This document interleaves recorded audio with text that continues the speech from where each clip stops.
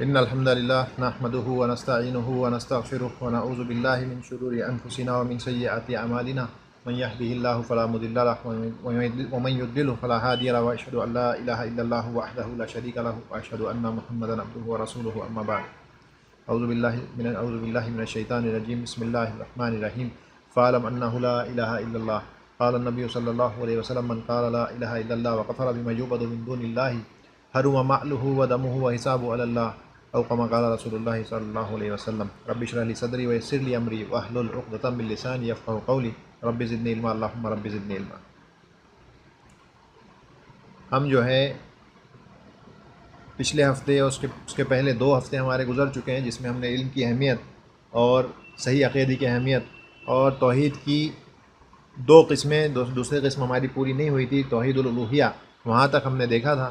آگے بڑھنے سے پہلے سرسری طور پر جو ہے اس کا ایک جو ہے واپس سے اعادہ کر لیں گے، اس کو واپس سے ریپیٹ کر لیں گے تاکہ مضبوطی سے ہمارے دماغ میں بیٹھ جائے۔ تو علم کی اہمیت کے تعلق سے اللہ نے قرآن میں واضح کیا کہ فاعلم انہ لا الہ الا اللہ، کہ جان لو کہ سب سے زیادہ اہمیت کی چیز یہ ہے اور سب سے زیادہ جاننے والی چیز تمہارے لیے یہ ہے کہ لا الہ الا اللہ، کہ نہیں ہے کوئی معبود حقیقی سوائے اللہ کے۔ تو علم بھی کون سا حاصل کرنا ہے آپ کو؟ صحیح عقیدے کا علم حاصل کرنا بہت زیادہ ضروری ہے، اور علم کی اپنے آپ میں خود بہت زیادہ اہمیت ہے۔ اس تعلق سے اللہ کے رسول صلی اللہ علیہ وسلم کی ایک حدیث آتی ہے، حضرت انس بن مالک رضی اللہ عنہ اس کے راوی ہیں، کہتے ہیں طلب العلم فریضۃ علی کل مسلم، کہ علم کا طلب کرنا ہر جو ہے مسلمان بندے پر، اب یہ مرد اور عورت دونوں شامل ہیں، ضروری نہیں ہے کہ اگر مسلم آیا ہے وہاں پہ علی کل مسلمین، تو مسلمین اگر آیا تو اس میں مرد اور عورت دونوں شامل ہیں عمومی طور پہ، ایسا نہیں ہے کہ صرف مرد ہی اس سے مراد ہے یہ، اور عربی میں جو ہے یہ چیز معروف ہے، کوئی نئی چیز نہیں ہے۔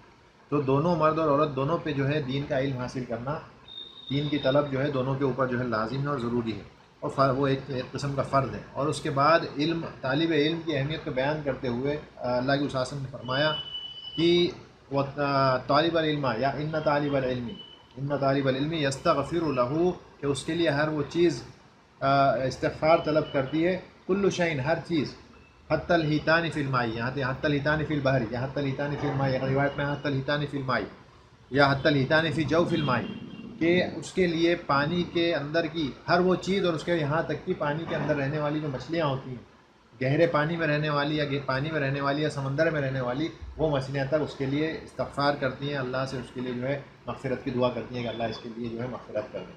اور بات یہیں پہ ختم نہیں ہوتی ہے، ایک دوسری روایت حضرت ابو الدرداء رضی اللہ عنہ سے بھی آتی ہے کہ اللہ کے رسول صلی اللہ علیہ وسلم جو ہے اس میں اس حدیث میں فرماتے ہیں کہ جو فرشتے ہیں، ان الملائکۃ لتضع اجنحتہا لطالب العلم ردا، کہ جو ملائکہ جو فرشتے ہوتے ہیں وہ اپنے پروں کو بچھا دیتے ہیں طالب علم کے لیے، اور پروں کو بچھانے سے مراد علماء نے الگ الگ چیز بیان کی، ایک تو یہ کہ ان کا نزول ہوتا ہے، وہ آتے ہیں نیچے، طالب علم جہاں پہ بھی اس طرح کی بات ہوتی ہے طالب علم ہوتا ہے تو ان کا نزول ہوتا ہے۔ دوسری بات یہ کہ ایک جو ہے احترام کے طور پہ اپنے پروں کو جھکا دیتے ہیں، یہ بھی ایک مراد ہے اس سے۔ تو علماء نے الگ الگ مراد لیے، بہرحال یہ اپنے آپ میں ایک شرف کی بات ہے کہ فرشتے آپ کے لیے یا طالب علم کے لیے جو ہے اپنے پروں کو بچھا دیں رضا کے طور پہ، کہ وہ آپ سے راضی ہوگا، اگر فرشتے آپ سے راضی ہوگا تو اللہ کا بھی آپ سے راضی ہونا ممکن ہے، ٹھیک ہے۔ اور ایسی محفلیں جہاں پہ علم کی بات ہوتی ہے، دین کی بات ہوتی ہے، وہاں پہ اپنے آپ فرشتے ان محفلوں کو گھیر لیتے ہیں اور وہاں پہ وہ رہتے ہیں، اور اس کے بعد ان لوگوں کی جو یہاں تک کہ اگر کسی کو بات سمجھ میں نہیں بھی آ رہی ہے، صرف بیٹھا ہے وہ وہاں پہ،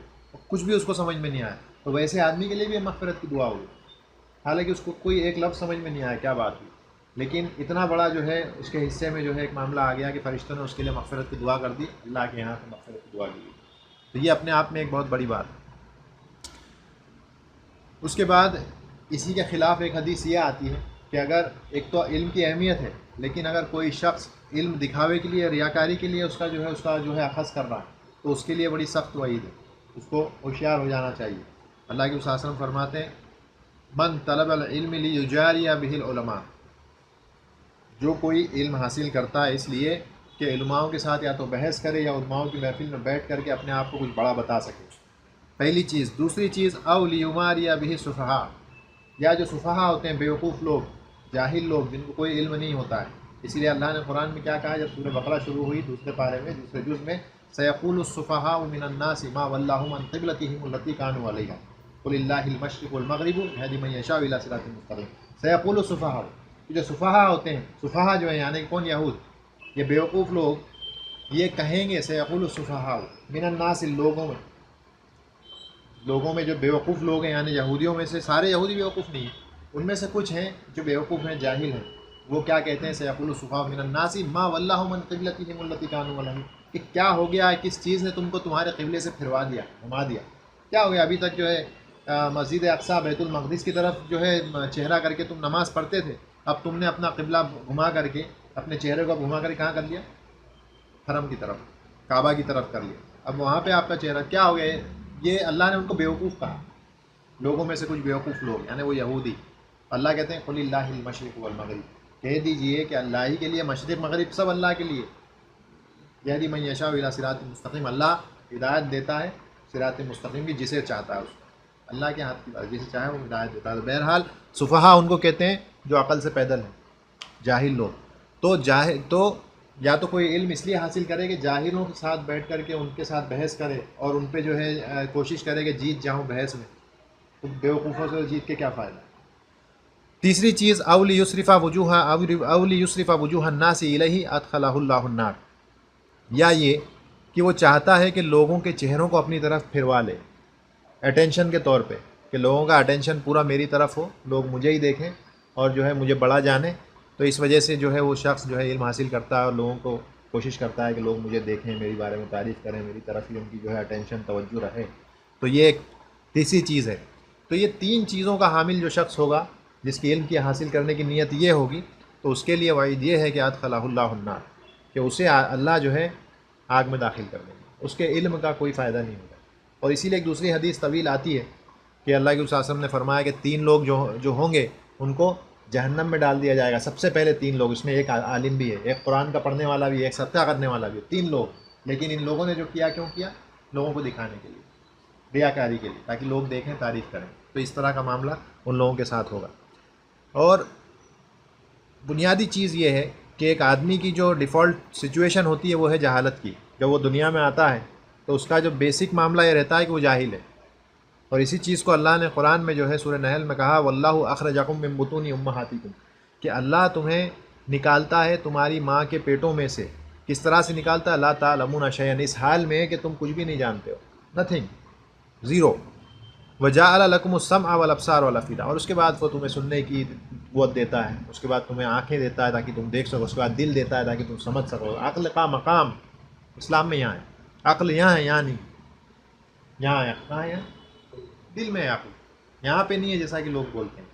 قرآن کہتا ہے عقل یہاں پہ رہتی ہے، دل میں رہتی ہے، ٹھیک ہے؟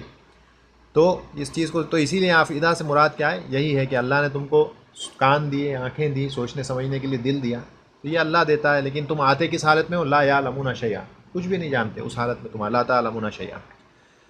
تو ایک یہاں پہ ایک اہم نقطہ یہ نکل کے آتا ہے کہ جب علم کی بات ہو تو اس کے ساتھ ساتھ میں آپ کو اس کی ضد جو ہے جہل، اس کو بھی جاننا ضروری ہے، کیونکہ جو کیا نہیں ہے، علم میں کیا شمار نہیں ہوتا ہے، اگر وہ جان گئے تو علم کیا ہوتا ہے جاننا آسان ہو جاتا ہے۔ اسی لیے ایک عمومی طور پہ ایک کہاوت ہے عربی میں، وَبِضِدِّهَا تَتَبَيَّنُ الْأَشْيَاءُ، کسی چیز کی ضد سے جو چیز ہوتی ہے وہ واضح زیادہ جلدی ہو جاتی ہے، ضد کی وجہ سے۔ اندھیرا معلوم ہوگا تو اجالا سمجھ سکتے ہو، جھوٹ معلوم ہوگا تو سچ کو سمجھ سکتے ہیں، ٹھیک ہے نا؟ علم، جہالت معلوم ہوگی تو علم کو سمجھ سکتے ہیں، زیادہ آسان ہو جاتا ہے چیزوں کو سمجھنا عمومی طور پہ، اور یہ ہر فیلڈ میں ہوتا ہے، صرف ایسا ہی نہیں ہے کہ دین کے فیلڈ میں ہی ہوتا ہے، کسی اور فیلڈ میں بھی، آپ میڈیکل کے فیلڈ میں چلے جائیں، یا کوئی اور انجینئرنگ کا فیلڈ ہے، یا کوئی اور فیلڈ ہے، اکاؤنٹس کا ہے، اس میں سب میں آپ جب اس کی ضد کو دیکھو گے، اپوزٹ کو دیکھو گے، تب اپنے آپ جو ہے اصل چیز ہے اس کو سمجھنا آپ کے لیے آسان ہو جائے گا۔ تو یس، یہی جو ہے معاملہ رہتا ہے ہر فیلڈ کے ساتھ، تو اسی لیے علم کے ساتھ جہالت کو جاننا جو ضروری ہے۔ جہالت کیا ہے؟ جہالت میں نے بتایا تھا دو قسم کی ہوتی ہے، ایک ہوتی ہے بسیط، جہل البسیط، اور ایک ہوتی ہے جہل المرکب۔ جہل البسیط جیسی کہ اس آیت میں اللہ نے فرمایا یہ جہل البسیط ہے کہ تم تمہاری ماؤں کے پیٹوں سے لا تعلمون شیئا، اس حالت میں آئے کہ تم کچھ نہیں جانتے، جہل البسیط ہے، لیکن اس جہل البسیط پر جمے رہنا یہ بری بات، اسی پہ نہیں رہنا ہے۔ آپ آئے تھے ٹھیک ہے جہل میں، لیکن اب آپ کو کیا کرنا ہے؟ علم حاصل کرنا ہے، اس جہل کو ختم کرنا ہے۔ اور ایک حرف بھی بچہ اگر الف بھی سیکھ لیتا ہے دنیا میں آنے کے بعد، تو اب وہ جہل نکلنا شروع ہو گئی اس کے اندر سے، اب وہ جاہل نہیں رہا، اب دھیرے دھیرے وہ علم حاصل کر رہا۔ لیکن کوئی شخص ہے کہ کچھ ہی نہیں سیکھے بالکل اور اسی پہ اٹکا رہے، تو یہ اس کے لیے بڑی بری چیز ہے، اس کو ایسا نہیں کرنا چاہیے۔ جہل البسیط برا نہیں ہوتا ہے، لیکن اس وقت برا ہوگا کب؟ جب وہ بندہ اس پر جمع رہے، اس سے آگے بڑھنے کی کوشش نہ کرے۔ تو یہ اس کے لیے برا ہے. اور دوسرا ہوتا ہے جہل المرکب. یہ جہل پہ جہل ہے، انسان کو یہ نہ معلوم ہو کہ اس کو نہیں معلوم ہے، یہ جہل مرکب ہے. ایک تو جو چیز سمجھا ہوا ہے غلط سمجھا ہوا ہے، ٹھیک ہے، اور جو غلطی وہ کر رہا ہے اسی کو صحیح سمجھ رہا ہے. تو یہ جہل پہ جہل ہے، اس کو جہل مرکب کہتے ہیں. اور اسی کو اللہ نے سورہ کہف میں نے بتایا تھا پچھلی بار کہ اس میں اللہ نے اس چیز کو کیا فرمایا کہ حل ننبئکم بالاخسرین اعمالا، کہ ہم تمہیں نہیں بتائیں کہ سب سے زیادہ اعمال کے اعتبار سے خسارے میں کون ہے. تو اللہ نے اس کا ہی جواب دیا، الذین ضل سعیہم فی الحیات الدنیا، کہ اس دنیا کی زندگی میں لوگ اتنی محنت کرتے رہے، جو بھی انہوں نے جو اعمال کیے، جتنے بھی محنت ایفرٹس کوششیں کی، وہ جو ان کی کوششیں تھیں وہ بالکل رائے گا اور برباد چلی گئی، اور یہ سمجھتے رہے وہ لوگ کہ وہ جو کر رہے ہیں وہ اچھا کر رہے ہیں. ٹھیک ہے، تو یہ جہل مرکب ہے کہ وہ کیا سمجھتے رہے کہ جو ہم کر رہے ہیں وہ اچھا کر رہے ہیں، لیکن وہ اچھا نہیں تھا. تو اسی کو جہل مرکب کہا جاتا ہے کہ غلطی پہ غلطی، جہل پہ جہل وہ کرتے چلے گئے. ٹھیک ہے، اس کے بعد جو اصل موضوع ہے وہ توحید کا موضوع ہے. ٹھیک ہے، اور توحید جو ہے سب سے زیادہ اہم علم دین اسلام میں، سب سے زیادہ بڑی معرفت جو ہے وہ توحید کی معرفت ہے، صحیح عقیدہ. اور یہی معرفت جو ہے ہمارے لیے سب سے زیادہ ضروری ہے. اب یہ اتنا اشرف العلوم اس کو کیوں کہا، اس کو اشرف العلوم کیوں کہا توحید کو، تو اسی کے تعلق سے جو ہے یہ 3-4 جو ہے نکات ہیں اس پہ ہم بات کریں گے. پہلی چیز تو یہ ہے کہ کسی بھی علم کا جو شرف ہوتا ہے، جو اس کا مقام ہوتا ہے، وہ اس بات پہ دار و مدار، اس بات پہ اس کا مدار ہوتا ہے کہ اس کا فوکس پوائنٹ کیا ہے، اس کا جو ہے مرکزی محور کیا ہے. جو علم ہم حاصل کر رہے ہیں اس کا مرکزی محور، سینٹرل ایکسس کیا ہے اس علم کی، اس سے پتہ چلتا ہے کہ اس علم کے کیا مقام ہے. تو یہاں پر توحید میں جو سینٹرل فوکس ہے، جو مرکزی محور ہے اس علم کو حاصل کرنے کا، وہ اللہ کی معرفت ہے. تو جب معرفت اللہ کی ہے تو بے شک وہ علم جو ہے اشرف العلوم میں اس کا شمار ہوگا. سب سے اونچا علم وہی ہے، نہ میتھس کا ہے، نہ سائنس کا ہے، نہ سوشل کا ہے، نہ انگلش کا ہے. سب سے اونچا علم توحید ہے، اللہ کی معرفت. اگر کسی نے وہ معرفت حاصل کر لی تو کامیاب ہو گیا. اور بس یہی ہمارا دین، اس کو حاصل کرنا مین مقصد ہے. دوسری چیز جو بیان کی گئی وہ یہ بیان کی گئی جس سے اس علم کا شرف اور اس کی جو مقام اور اس کا پوزیشن ہے، منزلہ جو ہوتی ہے، مقام جو ہوتا ہے، وہ پتہ چلتی ہے. وہ یہ کہ یہ جو ہے اس عقیدے کا جو حامل ہوتا ہے، صحیح عقیدہ توحید کا جو حامل ہوتا ہے، جو اس صحیح عقیدے والا شخص ہوتا ہے، اس کا مال، اس کا خون اس دنیا میں محفوظ ہو جاتا ہے. جیسا کہ ہم نے حدیث میں دیکھا، حرما مالہ و دمہ و حسابہ علی اللہ، تو اس کا مال اور خون محفوظ ہو گیا، اب اس کو کوئی چھین نہیں سکتا ناحق طور پہ. ٹھیک ہے، تو یہ اس کی دوسری فضیلت ہے، اس کا دوسرا فائدہ ہے. تیسری چیز جو بتائی گئی، کامل توحید جو ہے، پرفیکٹ جو توحید ہوتی ہے، وہ اس توحید والے کو بچا لیتی ہے اللہ کے عذاب سے آخرت میں، اس کو بچائے گی اس سے. اس کے تعلق سے 2 حدیثیں ہم نے دیکھی تھی کہ جو کوئی شخص اللہ سے اس حالت میں ملے گا کہ اس نے اللہ کے ساتھ کسی کو شریک نہیں کیا ہوگا تو پھر وہ جو ہے جنت میں داخل ہوگا. لیکن اگر اس نے کسی کے ساتھ شرک کیا ہوگا، اللہ کے ساتھ شریک کر دیا ہوگا کسی کو، تو پھر اللہ اس کو جو ہے جہنم کی آگ میں ڈال دیں گے. تو یہ جو ہے حدیث اس سے پتہ چلتا ہے کہ جو کامل توحید والا شخص ہوگا، وہ کامل توحید اس شخص کو نجات دے دے گی عذاب سے، جہنم کے، آخرت کے عذاب سے، قیامت کے دن کے عذاب سے اس کو نجات مل جائے گی. اس کے بعد ہم نے یہ دیکھا تھا، چوتھی چیز اس میں یہ دیکھی تھی کہ جو خلود ہے، قرآن میں کئی بار آیا خالدین فیہا، خالدین فیہا، جنت والوں کے تعلق سے بھی آیا، جہنم والوں کے تعلق سے بھی آیا.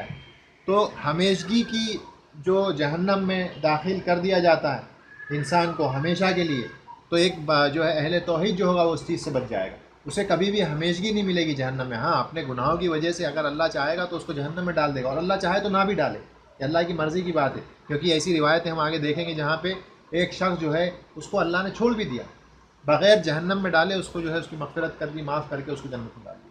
لیکن ایک روایت میں ہے جیسے ہم نے دیکھی تھی کہ وہ اس کو اس وقت تک وہاں پہ رکھا جب تک کہ ہمامن وہ کوئلے کے جیسا نہ ہو گیا، تو اس کو اس وقت تک وہاں پر رکھا.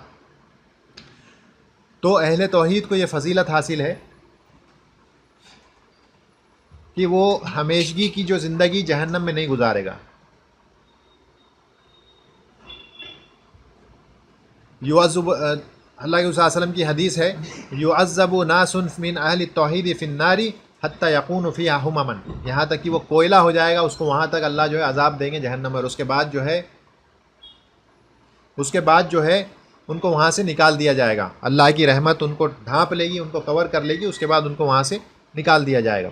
اور یہ جو حدیث ہے یہ قرآن کی ایک آیت ہے، اس کے ضمن میں پیش کی جاتی ہے، ربما یود الذین کفروا، کہ جو کفار ہیں وہ یہ امید کرتے ہیں، ان کے دل میں یہ ایک چاہت ہوتی ہے کہ ہم بھی مومن ہوتے تو کتنا اچھا ہوتا۔ جب وہ یہ دیکھیں گے کہ اللہ اہل توحید کو نکال کر جہنم میں سے نکال کر جنت میں ڈال رہے ہیں، تو وہ یہ کہیں گے کہ یار کاش ہم بھی اہل توحید ہوتے تو ہم بھی یہاں سے آج نکل سکتے، لیکن ان کے ساتھ یہ معاملہ نہیں ہوگا۔ اس چیز کو ہم پچھلی بار دیکھ چکے ہیں، تو میں نہیں سمجھتا کہ زیادہ ڈیٹیل میں ہمیں جانے کی ضرورت ہے۔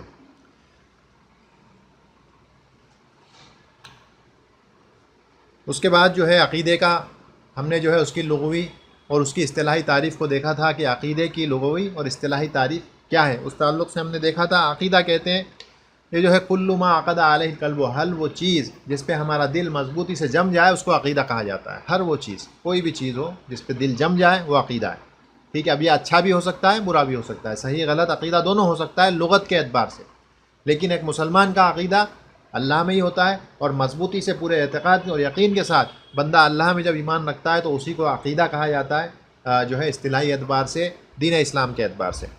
اور اس کے کئی معنی آتے ہیں، اور لیکن عقیدہ، اصل عقیدہ دین اسلام میں اصطلاحی طور پہ وہ ہے کہ اللہ میں اور اس کے رسول صلی اللہ علیہ وسلم میں ایک مسلمان پوری طرح سے ایمان رکھے اور اس کے بعد اس میں شک پیدا نہ کرے، اس میں کوئی شک کی آنے کی گنجائش نہ رہے، ثم لم یرتاب، اور پھر وہ جو ہے شک نہ کرے، کسی قسم کے جو ہے ڈاؤٹس میں نہ پڑے، شک میں نہ پڑے، شبہات میں نہ پڑے، تو وہ جو ہے اصل ایمان اور اصل عقیدہ اس کو کہا جاتا ہے۔ یہ ایک مجمل طور پہ جو عقیدے کے ابواب ہیں جو پڑھائے جاتے ہیں جامعات وغیرہ میں، جب عقیدہ پڑھایا جاتا ہے تو اس تعلق سے ہم نے بات کی تھی، اس میں سرسری طور پہ دو چیزیں آتی ہیں، ارکان الایمان، اور اس کے بعد میں وہ چیز جو ارکان الایمان کے ساتھ جڑی ہوئی ہے، مثال کے طور پہ صحابہ کے تعلق سے، ان کے تعلق سے ہمارا عقیدہ کیا ہونا چاہیے، صحابہ کے تعلق سے ان کی زندگی، اور امامت کا مسئلہ ہے، حکام کا مسئلہ ہے، گورنمنٹ ہے، رولرز ہیں، حاکم ہیں، خلافت ہے، یہ سارے مسئلے جو ہیں عقیدے میں پڑھائے جاتے ہیں، ٹھیک ہے۔ تو ہمارا موضوع ابھی یہ نہیں ہے، ہمارا اصل فوکس جو رہے گا وہ رہے گا ایمان باللہ، اللہ پر ایمان، اور اس ایمان باللہ میں کیا آتا ہے، ربوبیت آتی ہے، الوہیت آتی ہے، اسماء صفات آتی ہے۔ تو اصل فوکس ہمارا اس پہ رہے گا، باقی چیزیں جو ہیں ارکان ایمان میں سے ہیں، کسی اور موقع پر انشاءاللہ ان چیزوں پر جو ہے ڈیٹیل کے ساتھ گفتگو ہوگی۔ تو یہ جو ہے مجمل ابواب ہیں جو کہ عقیدہ جب پڑھایا جاتا ہے تو جامعات میں اس پوری چیز کو پڑھایا جاتا ہے۔ ہم بھی انشاءاللہ اس میں سے ایک چیز ایمان باللہ جو ہے اسی کو دیکھنے کی کوشش کر رہے ہیں، صحیح بخاری میں یہ ساری چیزیں انشاءاللہ آئیں گی، ملائکہ کے تعلق سے بھی آئے گا، کتب کے تعلق سے بھی آئے گا، ہر چیز آئے گی انشاءاللہ، غیب کے تعلق سے باتیں ہوں گی۔ اصطلاحی طور پر جو معنی ہے وہ ہے الایمان باللہ، اللہ میں ایمان ہونا۔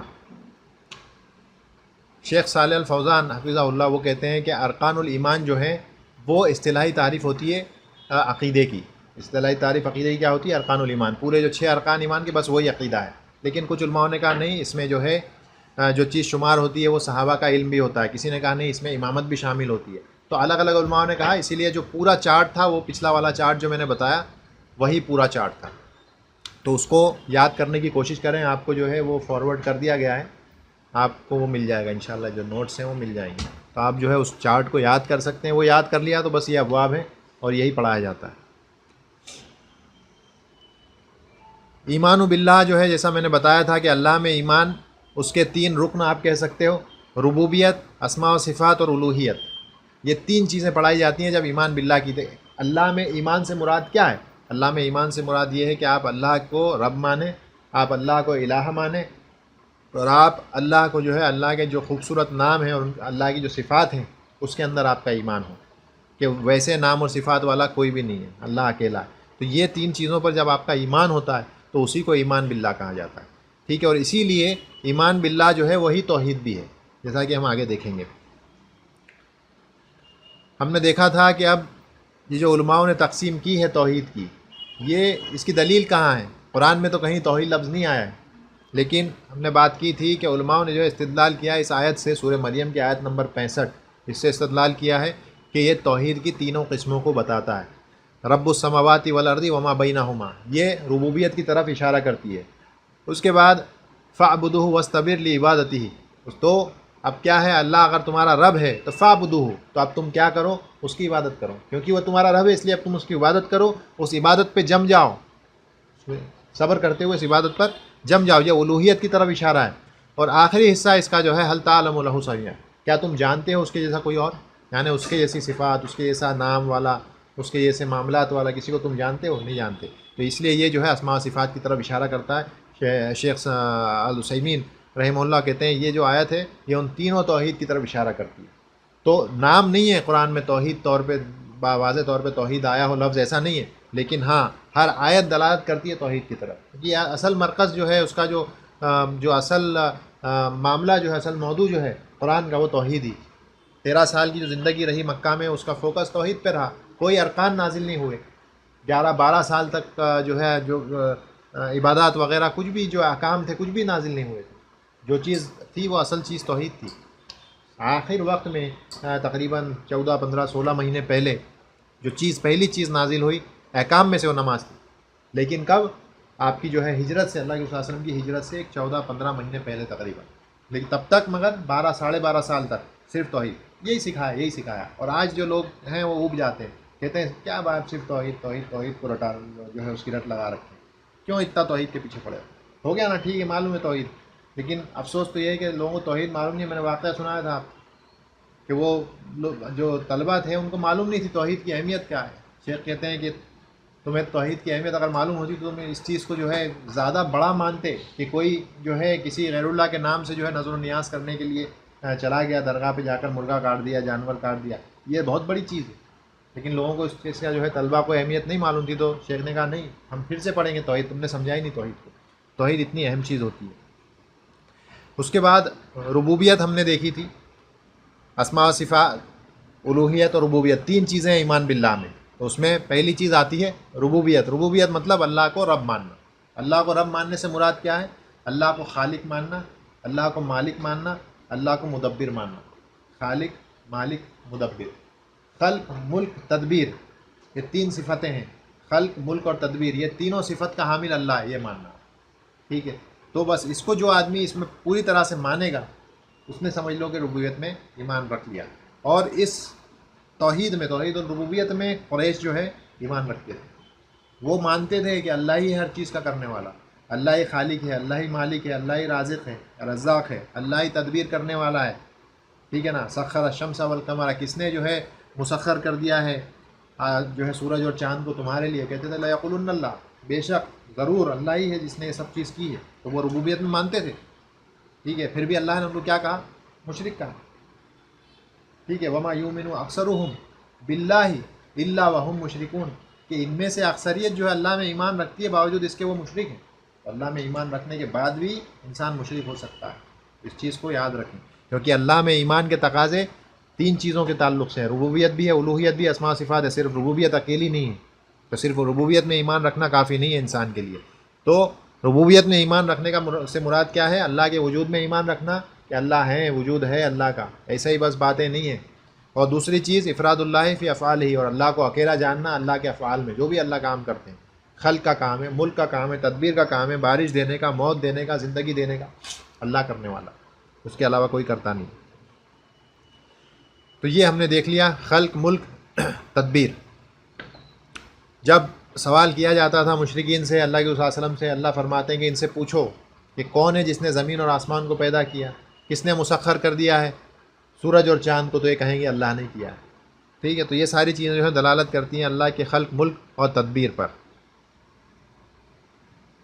سب سے اہم چیز جو ہے توحید میں، یا 3 جو اقسام ہے توحید کی، ان میں سب سے اہم جو چیز ہے توحید کی اقسام میں وہ ہے توحید و الوہیہ. الوہیت کہتے ہیں عبادت کی. عبادت کی توحید عبادہ بھی اس کو کہا جاتا ہے، توحید الوہیت بھی اس کو کہا جاتا ہے. اور اس تعلق سے بھی ہم نے دیکھا تھا کہ الوہیت کا معنی یہ ہے کہ افراد اللہ بالعبادتی، کہ اللہ کو اکیلا جاننا اس کی عبادتوں میں، اکیلا ماننا عبادت میں. ساری عبادتیں اللہ کے لیے ہونی چاہیے اور کسی کے لیے نہیں ہونی چاہیے. یہی مراد ہے الوہیت سے. الوہیت یہ آیا ہے علیہا یا لہو سے. کسی بھی چیز عربی میں جو ہوتا ہے، کسی بھی چیز کا کہیں نہ کہیں سے مصدر ہوتا ہے کہ وہ بنا کیسے ہے. یا تو وہ 3 حرفی مادہ ہوگا، 3 حرف ہوں گے اس میں، جیسے علم میں عین لام میم ہے. ٹھیک ہے. تو اسی طرح سے الوہیت جو ہے اس میں الف یا حمزہ، لام اور ہا چشمے والا. الف، حمزہ، لام اور ہا، یہ 3 چیزوں سے مل کر کے الوہیت بنی ہے. اور وہیں سے الہ، اور الہ سے اللہ بنا ہے. اللہ وہیں سے بنا ہے، یا الف یا حمزہ، لام اور ہا، یہ تینوں حرف جب ملے تو وہاں سے اللہ بنا ہے. الہا تھا وہ، تو وہ اللہ کر دیا اس کو. ٹھیک ہے نا، اللہ بن گیا، دو لام ریپیٹ ہوئے تو ایک لام کو گرا کر کے اللہ بنا دیا.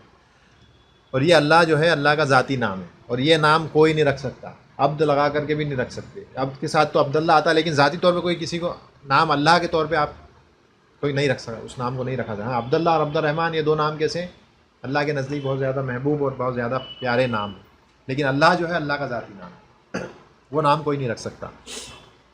عبادت کے تعلق سے شیخ الاسلام ابن تیمیہ جو کہتے ہیں کہ ہیا اسم جامع، یہ ایک جامع اسم ہے، اپنے ساتھ بہت ساری چیزوں کو سمائے ہوئے ہے.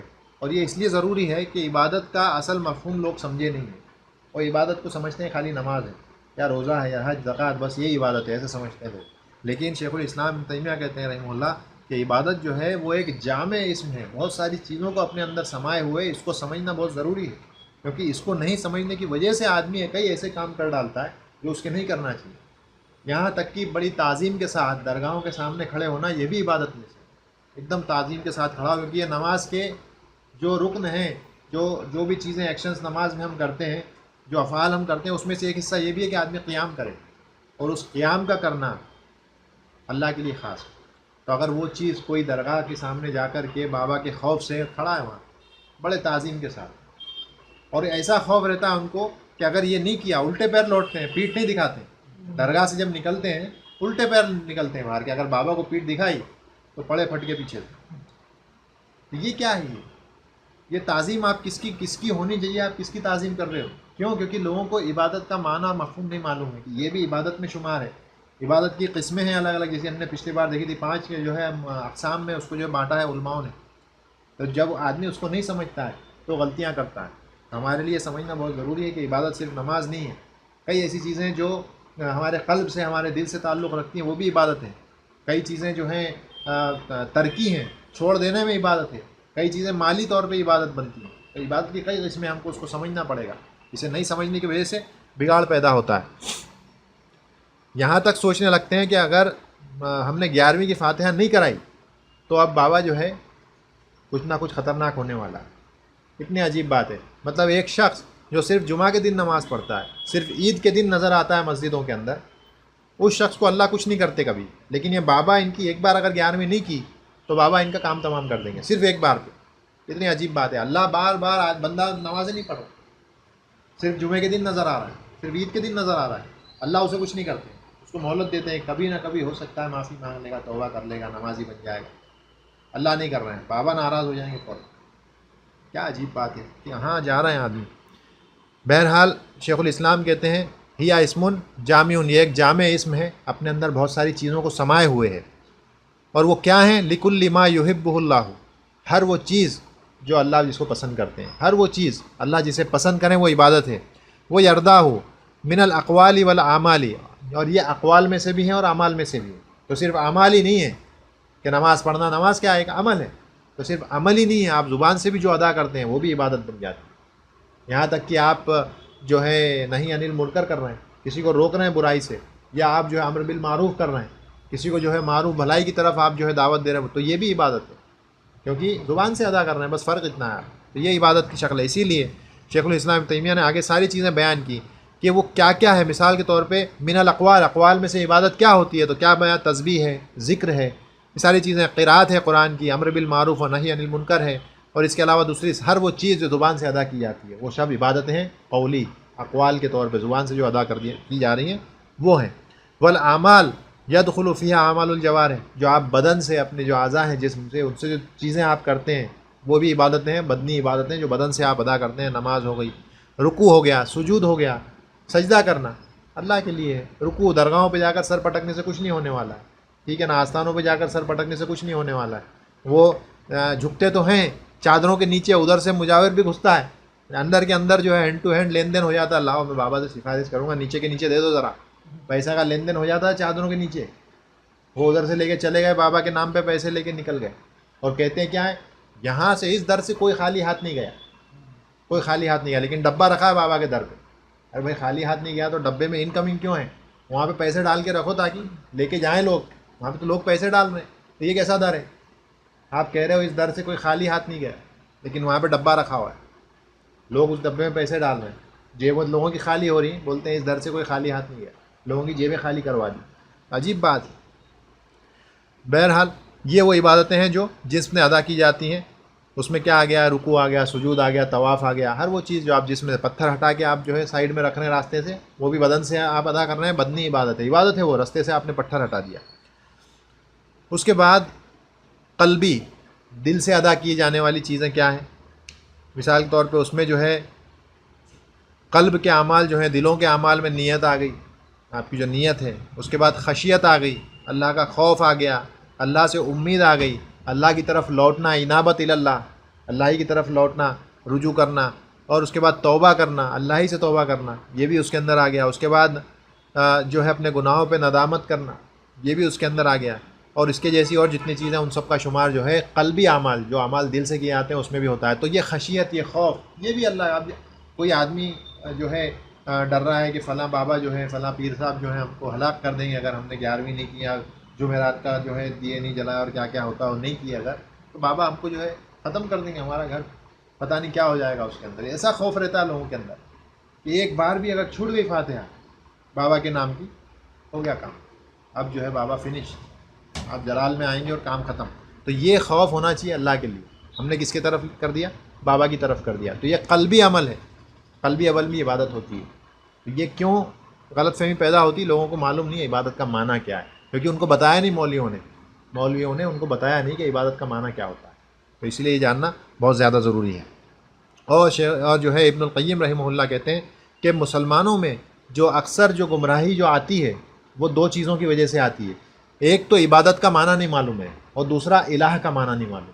عبادت کیا ہے اور الہ کیا ہے، دونوں کے معنی نہیں معلوم ہونے کی وجہ سے ان کے اندر بگاڑ پیدا ہوتا ہے مسلمانوں میں. تو یہ جو ہے بہت اہم چیز ہے. اس کے بعد جو ہے عبادت کی قسمیں میں آپ کو بتا چکا، قلبی، لسانی، بدنی، مالی، ترکی. تو یہ جو ہے ہم دیکھ چکے ہیں.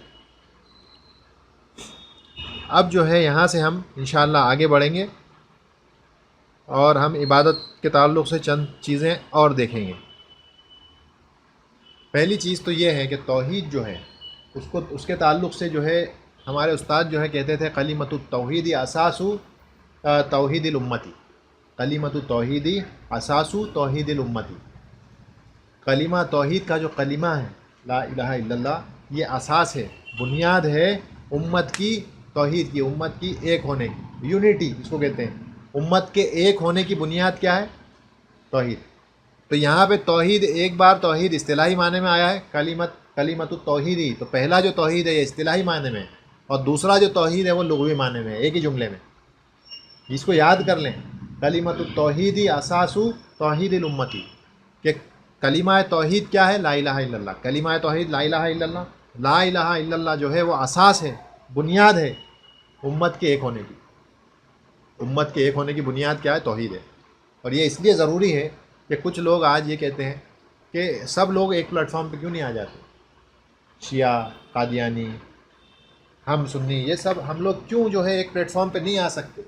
ہمیں ایک پلیٹ فارم پہ آ جانا چاہیے، ہم سب مسلمان. ایسا نہیں ہوتا. اور اسی لیے توحید وہ چیز ہے جو فرق پیدا کرتی ہے باطل فرقوں میں اور آپ کے اندر، یہ آپ کو پہچان دیتی ہے. کیونکہ قادیانی بھی کہہ رہا ہے کہ میں مسلمان ہوں، شیعہ بھی کہہ رہا ہے میں مسلمان ہوں، ٹھیک ہے نا، ہر کوئی ماتوریدی کہہ رہا ہے، معتزلی کہہ رہے ہیں، خوارج کہہ رہے ہیں، ٹھیک ہے، اشعری کہہ رہے ہیں، ہر آدمی کیا کہہ رہا ہے؟ ہم مسلمان ہیں. تو کون سی چیز ہے جو آپ کو فرق دیتی ہے؟ صحیح عقیدہ. اس وقت آپ کو بتانا پڑے گا کہ ہمارا جو عقیدہ ہے وہ یہ ہمارا عقیدہ ہے، اللہ میں ایمان رکھنا. اور اللہ میں ایمان رکھنے کو آپ کو ڈیٹیل میں سمجھانا پڑے گا کہ اللہ میں ایمان رکھنے سے مراد ربوبیت بھی ہے، الوہیت بھی ہے، اسماء صفات میں بھی جو ہے ایمان، یہ ساری چیزیں ہونی چاہیے. جب یہ ساری چیزیں آئیں گی تب آپ جو ہے ایک اصل مومن بنیں گے، اور یہ صحیح عقیدہ بتائیں گے، تب جا کے لوگوں کو سمجھ میں آئے گا کہ ان باطل فرقوں میں اور ہم میں فرق کیا. تو توحید آپ کو الگ پہچان دیتی ہے. اصل مسلمان ہونے کا لیبل آپ کو اس وقت لگتا ہے جب آپ توحید کو سمجھیں گے. اور اسی لیے کلمۃ التوحید اساس توحید الامتی، یہی وہ کلمہ ہے توحید کا جو بنیاد ہے امت کے ایک ہونے کی. اس کے علاوہ امت کسی چیز پر ایک نہیں ہو سکتی. تو شیعہ اور جو ہے سنی کبھی ایک نہیں ہو سکتے. کیوں؟ توحید نہیں ہے. جس بنیاد پہ آپ کھڑے ہونا چاہتے ہو بنیاد ہی نہیں ہے ان کے پاس میں، تو آپ کس بنیاد پر ایک ہونے کی بات کرتے ہو؟ پھر مسجدوں میں کھڑے ہو کے نمازیں پڑھ لو، عید کی، جمعے کی، سب کر لو. جب توحید نہیں ہے تو اعمال آپ کے برباد ہیں اور بیکار ہیں. وہ اعمال آپ کو کبھی فائدہ نہیں دینے والے. کیوں؟ کیونکہ آپ کے پاس میں توحید نہیں ہے، عقیدہ صحیح نہیں ہے آپ کا. تو اسی لیے کلمۃ التوحید اساس توحید الامتی، یہ جملہ بہت اہم ہے، اس کو یاد رکھنا. اچھا، اب سوال یہ پیدا ہوتا ہے کہ قریش جو ہے اسلام سے پہلے کن چیزوں میں ایمان رکھتے تھے؟ کن چیزوں میں ایمان رکھتے تھے؟ اللہ میں رکھتے تھے نہیں رکھتے تھے؟ اللہ میں ایمان رکھتے تھے. اور دوسری چیز بتوں میں بھی رکھتے تھے. اللہ میں بھی رکھتے تھے اور بتوں میں بھی رکھتے تھے. تو اللہ میں کیا ایمان رکھتے تھے وہ؟ اللہ میں ایمان رکھنے سے کیا مراد تھی؟ کیا کہتے تھے؟ بنانے والا اللہ ہے، بارش کا دینے والا اللہ ہے، زندگی دینے والا اللہ ہے، موت دینے والا اللہ ہے. ٹھیک ہے، یہ ساری چیزیں وہ مانتے تھے. اللہ کائنات جو ہے، ملکیت جو ہے پوری اللہ کی ہے. اللہ کی یہ جو کائنات کو چلانے کا معاملہ ہے یہ اللہ کے ذمے ہے. یہ سب مانتے تھے. ٹھیک ہے، تو اس کا مطلب یہ وہ کیا مانتے تھے؟ تین توحید میں سے کس کو مانتے تھے؟ جو قسمیں تھیں، ربوبیت کو مانتے تھے وہ. ٹھیک ہے، تو ربوبیت کو وہ پوری طرح سے مانتے تھے. اب آئیے بتوں کے تعلق سے کیا عقیدہ تھا ان کا؟ وہ بتوں میں کس کس کو مانتے تھے؟ فرشتوں کو مانتے تھے. اس کے بعد صالح لوگوں کو، نیک لوگ جو مر جاتے تھے، زندہ یا جو پہلے زندہ ہوتے تھے ان کو ہی مانتے تھے، اور وہ مر گئے بعد میں تو ان کو بھی ماننے لگے.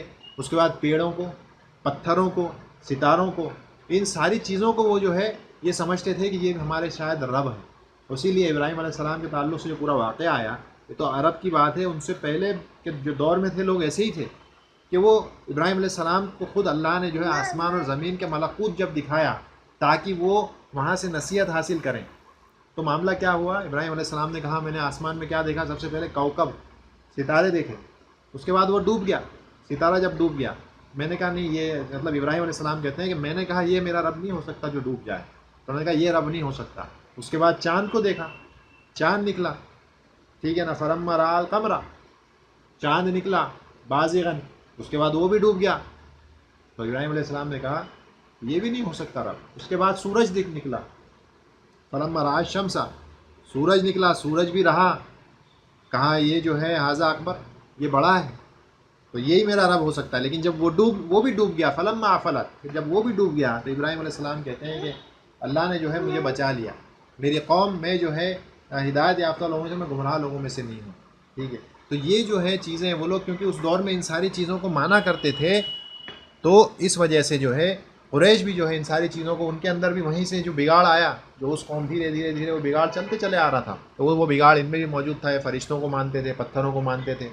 ٹھیک ہے نا، اور جو ہے پیڑوں کو، مردہ لوگوں کو، ان سے مانگتے تھے، ان کو مانتے تھے اور ان سے مانگا کرتے تھے. اور اسی لیے اللہ نے جو ہے سورہ یوسف میں آیت نمبر 106 میں کیا کہا؟ وَمَا يُؤْمِنُ أَكْثَرُهُمْ بِاللَّهِ إِلَّا وَهُمْ مُشْرِكُونَ، کہ اکثر تم میں سے جو اکثر لوگ ہیں وہ اللہ میں ایمان رکھتے ہیں مگر وہ مشرک ہیں اس کے باوجود. تو اللہ نے ان کو مشرک کہا. تو کیا ممکن ہے کہ اللہ میں ایمان ہو پھر بھی آدمی مشرک ہو؟ ہاں، یہ آیت کہتی ہے ہاں یہ ممکن ہے. اور ایسا کیوں ہوا؟ کیونکہ قریش الہ کا معنی جانتے تھے. آج افسوس یہ ہے کہ مسلمان الہ کا معنی نہیں جانتا، لیکن قریش الہ کا معنی جانتے تھے. اور یہی وجہ تھی کہ اللہ کے صلی اللہ علیہ وسلم اور قریش کے بیچ میں جو تنا تنی چلتی تھی وہ اسی وجہ سے چلتی تھی کہ نہیں، ہم الہ تو نہیں مان سکتے اللہ. کیوں؟ کیونکہ اگر اللہ کو الہ مان لیا تو باقی جتنے باطل خدا ہم نے بنا رکھے تھے ان کو چھوڑ دینا پڑے گا. ان کو معلوم تھا الہ کا معنی کیا ہے، عربی لغت میں ان کو معلوم تھا الہ کسے کہتے ہیں، ہم نہیں جانتے. اسی لیے اللہ نے کیا کہا قرآن میں جو ہے اللہ نے کہا اجعل الآلہۃ الہا واحدا ان ھذا لشیء عجاب، کہ جب اللہ کے صلی اللہ علیہ وسلم نے انہیں دعوت دی کہ تم ایک الہ کو مانو، اللہ کی عبادت کرو، تو کہتے ہیں کہ کیا وہ الہ جو ہے اس جتنے سارے ہمارے الہ ہیں ان کو ایک بنا دینا چاہتا ہے؟ یعنی اللہ کے صلی اللہ علیہ وسلم وہ شاید یہ چاہتے ہیں کہ ہمارے جتنے الہ ہیں، جتنے آلیہ ہیں، ان سب کو ایک بنا دیں.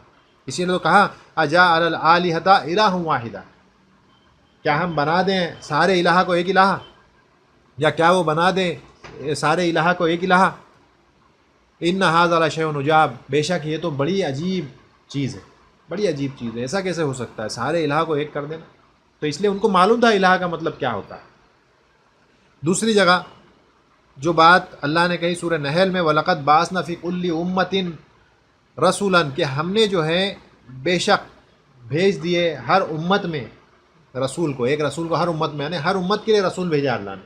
کہنے کا مقصد یہ کیا کہتے ہوئے ان کو بھیجا؟ ان اعبدوا اللہ واجتنبوا الطاغوت، کہ عبادت کرو اللہ کی اور اجتناب کرو طاغوت سے. ٹھیک ہے، طاغوت کا معنی ہم آگے انشاءاللہ دیکھیں گے کہ اللہ کی عبادت کرو، اور اجتناب کا مطلب ہوتا ہے سائیڈ پہ ہو جانا، یعنی کہ اس سے کنارہ ہو جانا، اس سے دور ہو جانا. تو اجتناب کرو، طاغوت سے دور ہو جاؤ اور اللہ کی بات کرو۔ یہ جو ہے میسیج ہر نبی کا یہی میسیج رہا۔ اس سے یہ پتہ چلتا ہے کہ توحید الوہیت کی جو اہمیت ہے اس کا پتہ یہاں سے چلتا ہے کہ جتنے نبی آئے سب نے یہی دعوت دی۔ آپ سورہ اعراف جب دیکھیں گے تو ایک کے بعد ایک سارے نبیوں کا ذکر ہوا ہے، اور اس کے بعد اللہ نے بتایا کہ سارے نبی جو ہے نوح علیہ السلام آئے، ہود علیہ السلام آئے، صالح علیہ السلام آئے، ان سب نے جو ہے کیا دعوت دی؟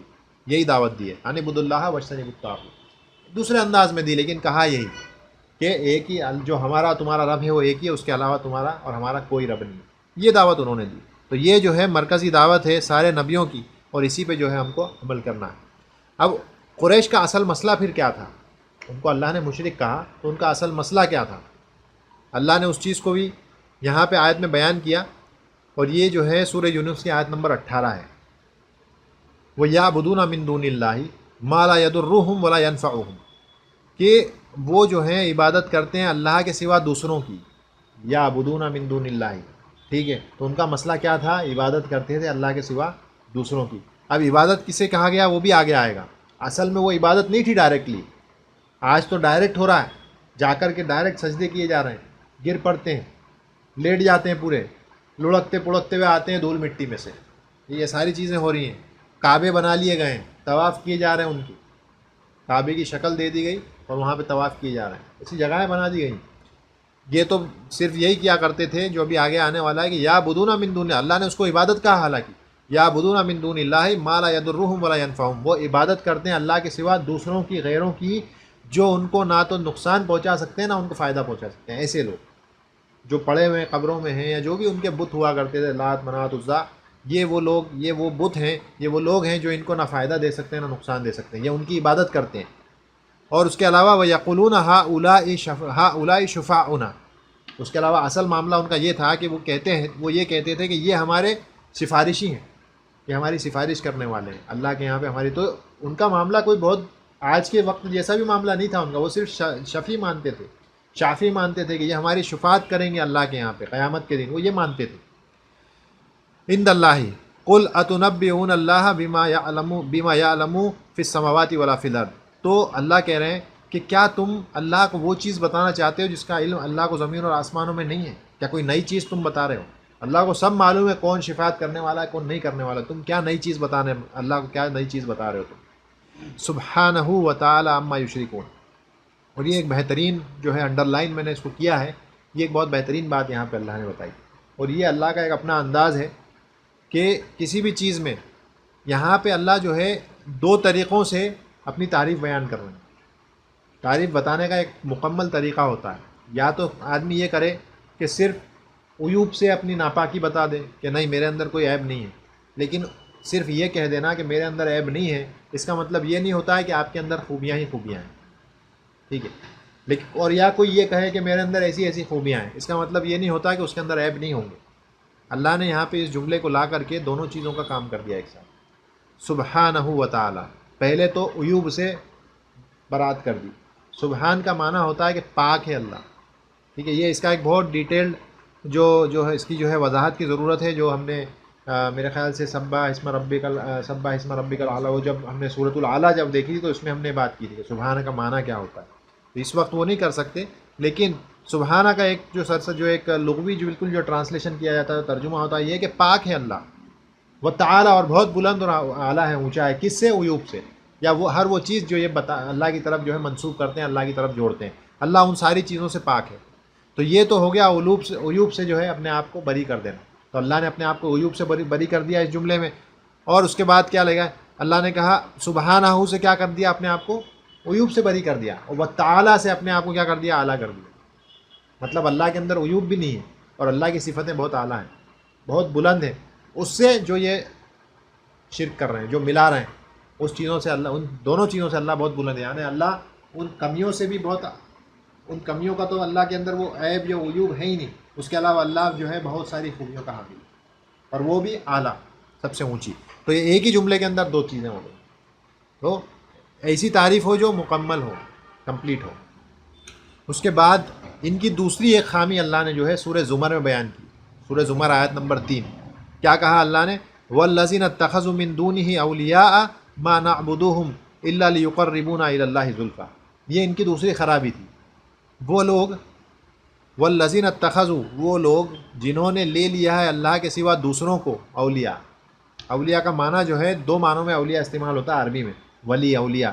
ولی کا ایک معنی ہوتا ہے دوست، اور دوسرا معنی ہوتا ہے سرپرست، نگراں. جس معنی میں بھی جو ہے اولیاء لفظ کا استعمال ہوتا ہے. تو وہ لوگ جنہوں نے لے لیا اللہ کے سوا دوسروں کو اولیاء، یعنی اپنا سرپرست، اپنا جو ہے نگہبان، نگرانی کرنے والا، کام بنانے والا، یہ جو ہے جب جن کو لے لیا ہے تو وہ کیا ایسا کیوں کیا ہے؟ وہ لوگ کیا کہتے ہیں؟ ما نعبدوہم، ہم ان کی عبادت نہیں کرتے، یعنی ان اولیاء کی ہم عبادت نہیں کرتے. ما نعبدوہم الا لیقربونا الی اللہ زلفیٰ، سوائے یہ کہ یہ ہمیں اللہ کے قریب کر دیتے ہیں. بس یہ ہمارا، ہم چاہتے ہیں کہ ہمیں اللہ قریب کر دیں. مطلب یہاں پہ بھی شفاعت کا معاملہ ہے کہ کوئی بیچ میں رہے، اللہ تک ہم ڈائریکٹ نہیں پہنچ سکتے. نعوذ باللہ، یہ ان کا ماننا تھا. کہ اللہ قرآن میں کیا کہتے ہیں؟ وَإِذَا سَأَلَكَ عِبَادِي عَنِّي فَإِنِّي قَرِيبٌ أُجِيبُ دَعْوَةَ الدَّاعِ إِذَا دَعَانِ فَلْيَسْتَجِيبُوا لِي وَلْيُؤْمِنُوا بِي لَعَلَّهُمْ يَرْشُدُونَ. سورہ بقرہ میں اللہ نے کہا کہ جب بندہ مجھے پکارتا ہے تو اس سے کہہ دو کہ میں قریب ہوں. وَإِذَا سَأَلَكَ عِبَادِي عَنِّي، میرے بارے میں جب بندہ سوال کرے اللہ کے صلی اللہ علیہ وسلم آپ، تو ان کو بتا دیں کہ اللہ جو ہے میں ان کے قریب ہوں. اذا دعان، جب وہ مجھے پکارتا ہے تو میں اس کی جواب دیتا ہوں، اس کی پکار کو جواب دیتا ہوں، اس کو ریٹرن جواب دیتا ہوں. تو اللہ کہہ رہے ہیں کہ اللہ قریب ہے، اور یہ کہتے ہیں کہ نہیں، ہمیں بیچ میں جو ہے کوئی چاہیے جو ہمیں اللہ کے قریب کر سکے. تو یہ بھی ایک دوسری وجہ رہی ان کی کہ اللہ نے ان کو مشرک قرار دیا، اور ان ساری چیزوں کو شرک میں شمار کیا اللہ نے. یہ شرک ہے، اور اس سے ہم کو جو ہے بچنا چاہیے. اب ایک سوال یہ بھی اٹھتا ہے، جو لوگ آج ہمارے معاشرے میں موجود ہیں وہ یہ کہتے ہیں کہ اگر کہ ہم جو ہیں اللہ، یہ تو اللہ کو جو ہمارے جو بھی ہم درگاہوں پہ جاتے ہیں، یا جو بھی ولی اللہ کے ہیں، یا جو کچھ بھی ہے، ہم جو ہے ان کو اللہ کے برابر نہیں مانتے، اللہ سے ہم ان کو کمی سمجھتے ہیں. تو ہم نے شرک کہاں کیا؟ سنا ہے نا، ایسا سنا ہوگا کہ ہم انہیں اللہ کے برابر نہیں مانتے. پھر آپ کیسے کہہ رہے ہو شرک ہے؟ تو کیا قریش اپنے بتوں کو اللہ سے اونچا مانتے تھے یا نیچا مانتے تھے؟ نیچا مانتے تھے. کیوں؟ ان کو تو شفاء نہ کہا، اور جو شفاعت کرنے والا ہوتا ہے وہ کیا بادشاہ سے بڑا ہوتا ہے؟ چھوٹا ہوتا ہے. چھوٹا ہوتا ہے بادشاہ. تو وہ بھی جو چھوٹا مانتے تھے، چھوٹا ماننے کے بعد بھی اللہ نے ان کو مشرک کہا. تو پھر آج یہ سوال پیدا ہی کہاں سے ہوا کہ ہم تو جو ہے ان کو اللہ کے جو ہے برابر نہیں مانتے، ہم تو ان کو اللہ سے چھوٹا مانتے ہیں. ارے بھائی، قریش بھی تو جو ہے اپنے بتوں کو اللہ سے چھوٹا مانتے تھے، تو بھی اللہ نے ان کو مشرک کہا. تو آج کون سی نئی چیز ہو گئی؟ تم بھی وہی کہانی دہرا رہے ہو جو وہ کیا کرتے تھے. وہ بھی جو ہے شفاعت کے لیے ان کے پاس جایا کرتے تھے، سمجھتے تھے یہ ہماری بات سنیں گے اور ہماری شفاعت کریں گے اللہ کے یہاں. آج آپ بھی وہی کرتے ہو اور وہی چیزیں لے کر کے جاتے ہو اور سوچتے ہو کہ اللہ کے یہاں شفاعت ہوگی، فلاں صاحب ہماری شفاعت کر دیں گے، ہم ان کی جو ہے لنگی پکڑ لیں گے اور کیا کیا پکڑ لیں گے. تو ایسا کیسے چلے گا؟ اب کہاں جاؤ گے اس سے؟ تو بہرحال کہنے کا مقصد یہ ہے کہ قریش جو ہے وہ بھی اپنے بتوں کو اللہ سے چھوٹا مانتے تھے، کیونکہ جو شفاعت کرنے والا ہوتا ہے وہ چھوٹا ہوتا ہے. بس یہ ہے کہ جس سے شفاعت کرتا ہے اس کے نظر میں اس کا ایک مقام ہوتا ہے، اس لیے امید یہ ہوتی ہے کہ اس کی شاید بات سن لی جائے. ٹھیک ہے، تو بس تو وہ چھوٹا ہوتا ہے، کیونکہ ایک بادشاہ کا مرتبہ اونچا ہوتا ہے. بادشاہ حکم دیتا ہے، شفاعت کرنے والا صرف جا کے جو ہے گزارش کر سکتا ہے، ضروری نہیں ہے کہ اس کی بات مان لی جائے. تو وہ صرف جا کر کے جو ہے بیچ میں جو ہے بات کا کمیونیکیشن کا ادھر ادھر کرنے والا ہوتا ہے، ادھر کی بات ادھر پہنچا دے، اور بس امید یہ لگائے کہ ہو سکتا ہے کہ میری شفاعت قبول ہو جائے. تو وہ لوگ بھی جو ہے ان کو چھوٹا ہی مانتے تھے. اس لیے آج اگر کوئی یہ کہتا ہے کہ ہم ہمارے بتوں کو اللہ سے چھوٹا جو ہے مانتے ہیں، ہمارا جو بھی ہے ہم اللہ کے برابر نہیں مانتے، تو ان کا کہنا بالکل غلط ہے. اللہ نے ایسے لوگوں کو مشرک قرار دیا. اب اس کے ساتھ جو ایک بات آتی ہے، الہ کا معنی. الہ کا معنی کیا ہے؟ کیونکہ میں نے دو چیز بتائی تھی. ابن القیم رحمہ اللہ کہتے ہیں کہ دو چیزوں کی وجہ سے بگاڑ امت میں پیدا ہوا. ایک عبادت کا معنی معلوم نہیں تھا، اور ایک الہ کا معنی معلوم نہیں تھا. عبادت کا معنی ہم نے دیکھ لیا. الہ کا جو معنی ہے وہ الہ کا معنی جو ہمارا جو کلمہ توحید ہے. کلمہ توحید کیا ہے؟ لا الہ الا اللہ. یہ کلمہ توحید ہے. اس میں لا الہ الا اللہ، کچھ لوگوں نے یہ کہا کہ الہ کا معنی خالق ہے، تو انہوں نے اس کو کیا بدل دیا کلمے کو؟ لا خالق الا اللہ، لا رازق الا اللہ، لا مالک الا اللہ. کیا کہنا صحیح ہے؟ یہ کہنا صحیح نہیں، کیونکہ الہ کا معنی نہ خالق ہے، نہ رازق ہے، نہ مالک ہے، نہ مدبر ہے. یہ سارے معنی خالق کے، یہ الہ کے نہیں آتے. الہ کا ایک ہی معنی آتا ہے، معبود بحق. الہ کا معنی جو ہے معلوہ کے معنی میں آتا ہے، معبود کے معنی میں آتا ہے، یعنی جس کی عبادت کی جائے. یہ الہ کا معنی آتا ہے. کیوں؟ کیونکہ لا خالقہ ہوتا یا لا مالکہ ہوتا یا اسی طرح سے لا مدبرہ ہوتا تو پھر تو قریش بھی پکے مسلمان ہوتے. قریش بھی، کیونکہ وہ مانتے تھے اللہ کو خالق مانتے تھے، رازق مانتے تھے، اللہ کو ہر چیز جو ہے جو اللہ کی ربوبیت کے تعلق سے جو تھی وہ ہر چیز کو مانتے تھے، تدبیر کرنے والا مانتے تھے، ملک والا مانتے تھے کہ پورا ملکیت اللہ کی. تو الہ کا معنی خالق نہیں ہے، رازق نہیں ہے، مدبر نہیں ہے، مالک نہیں ہے، لیکن الہ کا معنی کیا ہے؟ معبود. الہ کا معنی، اور اس کی دلیلیں قرآن میں موجود ہے، میں نے یہاں پر نہیں پیش کی ہیں کیونکہ پھر بہت لمبا ہو جاتا، لیکن اس کی دلیل قرآن میں موجود ہے کہ الہ کا معنی معبود ہے. قرآن میں موجود ہے دلیل. تو الہ کا معنی معبود، لا معبود بحق الا اللہ، کوئی معبود نہیں حقیقی سوائے اللہ کے. ٹھیک ہے، تو صرف یہ کہہ دینا کہ لا معبودہ بھی کافی نہیں ہے، معبودہ بھی حقین، حقیقی معبود کوئی نہیں ہے، کیونکہ ایک ہی معبود ہے. کون ہے؟ اللہ. عبادت کے لائق صرف ایک ہی. تو الہ کا معنی معبود ہوتا ہے، اس چیز کو یاد رکھیں. الہ کا معنی خالق نہیں ہے، رازق نہیں ہے، مدبر نہیں ہے، مالک نہیں ہے، کچھ بھی نہیں ہے. الہ کا معنی معبود، الہ کا معنی معبود، یہی ہمارا کلمہ ہے اور اسی کو ہم کو سمجھنا ہے. اس میں دو چیزیں آئی ہیں، ایک نفی ہے اور ایک اثبات ہے. پہلے اللہ نے انکار کر دیا ہے، لا الہ، کوئی الہ نہیں ہے حقیقی. ٹھیک ہے، ساتھ میں جڑا ہوا ہے، سمجھنے کی بات ہے، ورنہ کہیں گے کہ کوئی الہ نہیں ہے تو اللہ بھی اس میں سے باہر ہو گئے. نعوذ باللہ. حقیقی الہ کوئی نہیں ہے، لیکن الا اللہ، سوائے اللہ کے. اللہ ہی اکیلا معبود ہے جس کی طرف ہماری عبادتیں ہونی چاہیے. جو عبادتوں کا ہمارا مستحق ہے وہ اللہ ہی. تو اللہ ہمارا معبود ہے اور اللہ ہی الہ ہے. اب یہ جب چیز اس طرح سے آتی ہے، پہلے نیگیشن آتا ہے، پھر افرمیشن، پہلے جو ہے نفی آتی ہے، پھر اثبات آتا ہے. یہ حصر کے لیے ہوتا ہے. حصر، کسی چیز کو ایکسکلوزیو اللہ کے لیے، کسی کے لیے خاص جب کرنے کا معاملہ ہوتا ہے، اس وقت جو ہے اس طرح کی چیز آتی ہے. مثال کے طور پہ لا ریب فیہ، لا ریب فیہ، اس میں کوئی شک نہیں، یعنی اس قرآن میں کوئی شک نہیں ہے. اس کا مطلب ہر قسم کے شک سے نفی ہے وہ. ٹھیک ہے نا. تو اس طرح سے جب چیزیں آتی ہیں تو وہ یہی بتاتی ہیں کہ اب یہ جو ہے حصر کے لیے خاص کر دیا، اور بالکل اس سے زیادہ مضبوط کوئی چیز نہیں ہو سکتی. پہلے انکار کرو، اس کے بعد اس بات کرو. اللہ نے ہر جگہ قرآن میں، اس میں کچھ مثالیں ہم آگے دیکھیں گے کہ کس طرح سے اللہ نے جو ہے نفی اور اس کے بعد میں اس بات کیا، اور یہ کتنی جو ہے مضبوط قسم کا معاملہ ہوتا ہے، جملہ کتنا مضبوط ہوتا ہے عربی میں، اس چیز کو ہم انشاءاللہ آگے دیکھیں گے. بہرحال لا الہ الا اللہ کی کچھ شرطیں ہیں، اس کو یاد کرنا ضروری ہے. ان شرطوں کو اگر ہم یاد کر لیے تو بہت آسان ہے. حافظ ابن الحکمی، حافظ الحکمی جو ہیں،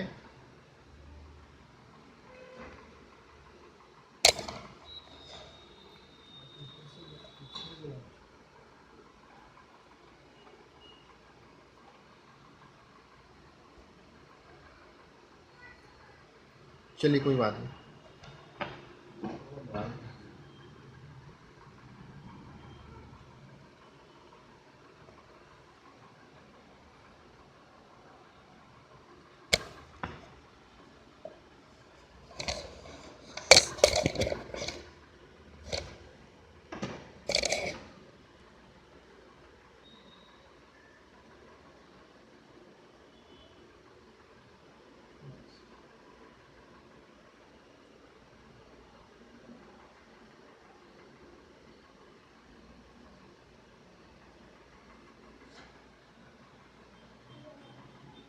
حافظ ابن الحکمی رحمہ اللہ، انہوں نے جو ہے ان یہ جو 7 جو شرائطیں ہیں لا الہ الا اللہ کی، ان کو جو ہے اشعار کی شکل میں یہاں پہ انہوں نے اس طرح سے بیان کر دیا. اشعار کی شکل میں کیا بیان کیا؟ اگر یہ 7 چیزیں ہم نے یاد کر لیں تو یہی بس اس کی شرطیں ہیں. العلم، کیا کہ العلم والیقین والقبول، یا العلم والیقین والقبول والانقیاد فدر ما اقول. یہ 4 ہو گئی. کیا ہو گئی؟ العلم والیقین والقبول، یہ 3. والانقیاد فدر ما اقول، 4 ہو گئی. انقیاد یعنی کہ بعد میں والی چیز صرف وہ کافیہ ملانے کے لیے یہ لوگ جو ہے اس طرح سے لگاتے ہیں، کافیہ ملانے کے لیے، لیکن وہ بہرحال وہ بھی اہمیت کی چیز ہوتی ہے. العلم والیقین والقبول والانقیاد فدر ما اقول، فدری سے مراد افہم، یعنی سمجھو، میں جو بات کہہ رہا ہوں اس کو سمجھو. العلم والیقین والقبول والانقیاد فدر ما اقول. ٹھیک ہے، اس کو مختصراً دیکھ لیں گے کیا ہے. والصدق والاخلاص، کتنی ہو گئی؟ 4، 5، 6. والمحبہ، 7 ہو گئی. والصدق والاخلاص والمحبہ، 7 چیزیں. اور اس کے بعد میں دعا ہے آخر میں، وفقک اللہ لما احب. ٹھیک ہے، یہ آخر والی جو ہے دعا ہے کہ اللہ تمہارے لیے کافی ہو جائے، اللہ تمہیں توفیق دے دے اس چیز کے لیے جو جس سے اللہ محبت کرتا ہے، اس چیز کی اللہ تم کو توفیق دے دے جس سے اللہ محبت کرتا ہے۔ تو یہ 7 جو ہیں شرطیں ہیں لا الہ الا اللہ کی، اور ان 2 اگر آپ جو ہے اشعار کو یاد کر لیں گے، 2 بیت کو ان کو یاد کر لیں گے تو سمجھو آپ کی جو ہے شرائط وہ پوری ہو گئی۔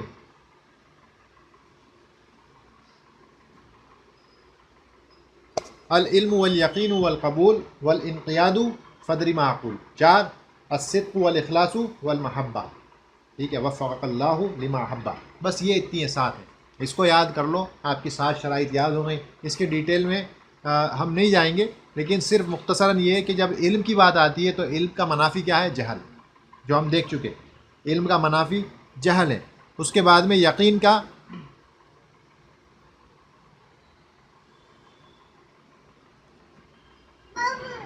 آتا ہے شک، یقین کے خلاف کیا آتا ہے؟ شک آتا ہے، ٹھیک ہے، تو اس سے بالکل صاف ہونا چاہیے معاملہ۔ قبول کے خلاف رد آتا ہے، ٹھیک ہے۔ علم ہم دیکھ چکے، علم کیا ہے؟ آپ جو بھی بات کر رہے ہو، مثال کے طور پہ میں نے بتایا تھا کہ ریلوے اسٹیشن پہ بس اسٹینڈ پہ گئے، کسی کو پکڑا، 5 روپے دے دیے، لا الہ الا اللہ بول، اس نے بول دیا، کیا کافی ہے؟ نہیں، اس کو علم نہیں ہے اس نے کیا بولا، تو علم ہونا چاہیے، ٹھیک ہے۔ اسی کے ساتھ یقین بھی ہو کہ جو کہہ رہا ہے، مثال کسی نے کہہ دیا لیکن اس بات پر وہ یقین بھی کرتا ہو کہ واقعی میں کوئی بھی جو ہے معبود حقیقی نہیں ہے اللہ کے سوا، اس بات پر اس کا یقین پکا ہونا چاہیے، اس میں ڈلمل نہیں ہونا چاہیے، ٹھیک ہے نا۔ ثم لم یرتابو، شک کی کہیں کوئی گنجائش نہ ہو، ویسا یقین ہونا چاہیے آپ کے اندر۔ اس کے بعد القبول، اس کے بعد جو وہ کہے اس پہ یہ نہیں ہونا چاہیے کہ ہاں میں مانتا ہوں اللہ ایک ہے، اللہ کے سوا کوئی رب نہیں ہے، لیکن ہاں اسلام قبول نہیں کر سکتا۔ ابو طالب، کبھی انہوں نے کیا یہ بات کہی کہ اللہ کے صلی اللہ علیہ وسلم جو دعوت لے کے آئے وہ جھوٹ ہے یا غلط ہے؟ کبھی نہیں کہا انہوں نے۔ ابو طالب نے کہا کیا ہے؟ کبھی نہیں کہا، لیکن ہاں قبول نہیں کیا لا الہ الا اللہ کو، اس کے تقاضوں کو قبول نہیں کیا۔ تو قبول بھی ضروری ہے، ایکسیپٹ ہونا چاہیے، وہ ایکسیپٹنس ہونا چاہیے آپ کے پاس میں کہ ہاں صرف یہ نہیں ہے کہ میں جو ہے علم بھی رکھتا ہوں، یقین بھی ہے اس بات میں، ہاں قبول نہیں کروں گا۔ تو قبول بھی نہیں کرو گے تو شرط پوری نہیں ہوتی ہے، نہیں چلے گا، قبول کرنا پڑے گا۔ اس کے بعد الاخلاص، سنسیئرٹی، اخلاص ہونا چاہیے، آپ جو بات کہو، یہ کلمہ جو ہونا چاہیے اخلاص اور خلوص کے ساتھ ہونا چاہیے، صرف اللہ ہی کے لیے ہم جو کر رہے ہیں۔ اس کے بعد انقیاد، اخلاص آتا ہے شرک کے خلاف میں، علماء کہتے ہیں شرک کے خلاف میں یہاں اخلاص مراد ہے۔ الانقیاد یہ جو ہے پکا جم جانے والی بات کے لیے، ٹھیک ہے نا، یہ آتا ہے خلاف میں، ترک کے چھوڑ دینے کے خلاف میں آتا ہے، پکڑ لینا مضبوطی کے ساتھ، اور ترک چھوڑ دینا، چھوڑ دینے کے خلاف میں آتا ہے کہ مضبوطی سے اس کو پکڑ کے رکھنا۔ الصدق یہ آتا ہے کذب کے خلاف میں، جھوٹ کے خلاف میں صدق آتا ہے، ٹھیک ہے نا، اس کو سچا ماننا بالکل۔ اور اس کے بعد میں محبہ، یہ جو ہے اس کی جو یہ جو ہے محبہ جو ہے، یہ مثال کے طور پہ جیسے ہم نے جو قلبی ابھی اعمال دیکھے اس کے پہلے، اس میں جو ہے ایک جو قلبی عمل ہے اللہ سے محبت بھی، کہ جو محبت ہمیں اللہ سے کرنی ہے وہ صرف اللہ ہی سے کرنی ہے، کیونکہ اللہ نے سورہ بقرہ میں کیا کہا؟ سورہ بقرہ میں اللہ نے کہا کہ وَمِنَ النَّاسِ مَن يَتَّخِذُ مِن دُونِ اللَّهِ، کہ کچھ لوگ ہیں، لوگوں میں سے کچھ لوگ ایسے ہیں جنہوں نے اللہ کے علاوہ دوسروں کو اپنا جو ہے اولیاء بنا لیا، اور یہی نہیں ہے، ان سے بڑی شدت کی محبت کرتے ہیں، لیکن مومن وہ ہیں جو اللہ سے سب سے زیادہ محبت کرتے ہیں۔ تو محبت کا معاملہ جو ہے وہ بھی اللہ ہی سے ہونا چاہیے، اور جس طرح کی محبت اللہ سے ہو ایسی کسی سے نہ ہو۔ تو یہ 7ویں شرط ہے محبت، ٹھیک ہے۔ تو یہ جو 7 شرطیں ہیں یہ اس اشعار کی شکل میں ہیں، اس کو یاد کرنے کی کوشش کریں، نوٹس ملیں گے اس میں یاد کر لیں آپ انشاءاللہ۔ تو یہ یاد ہو جائے، العلم والیقین والقبول والانقیاد فدر ما اقول والصدق والاخلاص والمحبہ وفقک اللہ لما حبہ، بس اتنی سی ہے، اس کو یاد کر لیں، یاد ہو جائے گی انشاءاللہ۔ اب الوہیت میں جو آخری چیز ہے وہ یہ ہے کہ اثبات اور نفی یہ ضروری ہیں دونوں، آپ صرف آدھا کہہ کر کے رک نہیں سکتے، لا الہ کہہ کر کے آپ رک نہیں سکتے، ٹھیک ہے، یا اللہ اللہ اللہ جو صوفی لوگ کرتے ہیں نا، اللہ ہو وہ جھٹکے دے دینا، وہ جھٹکے سے کام نہیں چلتا، ٹھیک ہے نا، وہ کیا ہے ہو جھٹکے جو دینا چالو کرتے ہیں تو صرف اللہ اللہ اللہ اللہ کرتے رہتے ہیں، یہ کافی نہیں ہے، آپ کو اثبات بھی کرنا ہے، نفی بھی کرنی ہے، آپ کا صرف اللہ میں کہنا ہاں ہم اللہ کو مانتے ہیں، اس کا مطلب یہ نہیں ہوتا ہے کہ آپ باقیوں کا انکار بھی کرتے ہیں، آپ کو ضروری یہ ہے کہ آپ انکار بھی کریں اور اس کے بعد آپ جو ہے اقرار کریں۔ انکار اقرار دونوں ساتھ میں چلنے چاہیے، اور یہ بہت ضروری ہے، اس لیے اللہ نے اس کو الگ الگ جگہ بیان کیا۔ مثال کے طور پہ سورہ نساء آیت نمبر 36 اللہ نے کیا کہا، وَاعْبُدُوا اللَّهَ وَلَا تُشْرِكُوا بِهِ شَيْئًا۔ وَاعْبُدُوا اللَّهَ، اس کے اپوزٹ کیا لایا اللہ؟ شرک کو لے کے آئے کہ وَاعْبُدُوا اللَّهَ، کی عبادت کرو اللہ کی، وَلَا تُشْرِكُوا بِهِ شَيْئًا، اور اس کے ساتھ کسی کو شریک مت کرو۔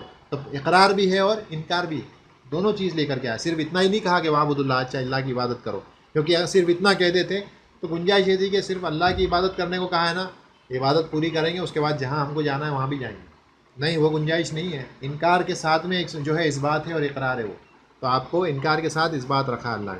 دوسری ایک اہم چیز یہاں پہ جو نحو کا قاعدہ ہے، عربی گرامر کا قاعدہ ہے کہ جب نکیرہ آتا ہے، اذا وقعت النکیرۃ، جب نکیرہ آتا ہے فی سیاق نفی او نہی اور و استفہام، ان معنوں میں جب بھی آؤ شرط، یہ چار معنوں میں جب اسم نکیرہ آتا ہے، یہاں پہ شیئن آیا، یہ شیئن نکیرہ ہے، جب یہ آتا ہے تو کیا آتا ہے؟ یہ عموم بتاتا ہے، یہ عام، ہر چیز جو عام اور خاص اس طرح سے ہوتا ہے فقہ میں آتا ہے، یہ ایک عموم کی طرف اشارہ کرتا ہے، دلت علی العموم، کہ یہ ہر چیز سے، شیئن کا معنی ہر چیز اس میں سے باہر ہو گئی، یعنی کسی بھی چیز کے کو جو ہے اللہ کے ساتھ شریک مت کرو، کسی بھی چیز کو۔ اب اس میں پتھر بھی آ گئے، چڑیے بھی آ گئے، بندر بھی آ گئے، کتے بھی آ گئے، گھوڑے بھی آ گئے، جو کچھ جو ہے زمین کے اندر دبے ہوئے ہیں سب آ گئے اس کے اندر۔ کیوں؟ کیونکہ یہ سارے چیزوں کو پوجا جاتا ہے اسلام میں، ہے نا؟ وہ گھوڑے شاہ، گدھے شاہ، بندر شاہ، پتہ نہیں کون کون دبے ہوئے ہیں قبروں کے اندر، اور وہ باقاعدہ نام ہے، گھوڑے شاہ ہو گئے، گدھے شاہ ہو گئے، ٹھیک ہے، عجیب و غریب نام، تو وہ زمین میں دبے ہوئے ہیں قبروں میں، اور ان کی پوجا کی جا رہی ہے، ان کے ہم سجدے کر رہے ہیں، پتہ نہیں ان سے کیا کیا مانگ رہے ہیں۔ تو یہ ہر چیز کی نفی ہے، شیئن آ گیا عموم ہے، ہر چیز کی نفی ہو گئی، کسی کو بھی اللہ کے ساتھ آپ شریک نہیں کر سکتے، نہ بندر کو، نہ گھوڑے کو، نہ گدھے کو۔ اللہ اکیلا ہے، معبود ہے، وہی معبود حقیقی ہے، اسی کی عبادت کرنا ہے، ٹھیک ہے۔ اس کے بعد اس سے پہلے جو ہم نے حدیث ابھی دیکھی تھی، اس میں بھی یہی چیز اللہ کے رسول صلی اللہ علیہ وسلم نے بیان کی تھی، من قال لا الہ الا اللہ، لا الہ الا اللہ اس بات ہو گیا، وکفر بما یعبد من دون اللہ، کفرہ کا بھی آ گیا، یعنی کہ اقرار بھی ہے اور انکار بھی ہے، اس حدیث میں بھی اسی طرح سے بیان کیا۔ اور اس کے بعد یہ جو آیت ہے سورہ بقرہ کی، اس میں بھی وہی چیز ہے، لا اکراہ فی الدین قد تبین الرشد من الغی فمن یکفر بالطاغوت ویؤمن باللہ فقد استمسک بالعروۃ الوثقی لا انفصام لها واللہ سمیع علیم۔